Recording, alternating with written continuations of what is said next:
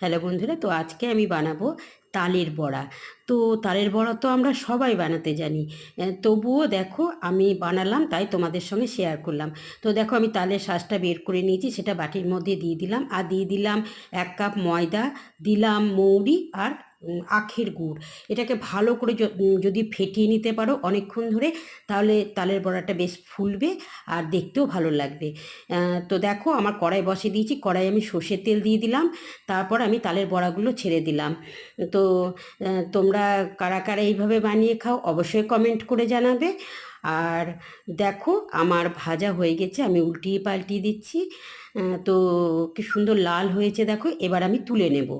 তো এবার আমি ভালো করে তেলটা ঝরিয়ে তুলে নিলাম তালের বড়াগুলো। তো দেখো কি সুন্দর লাল হয়েছে।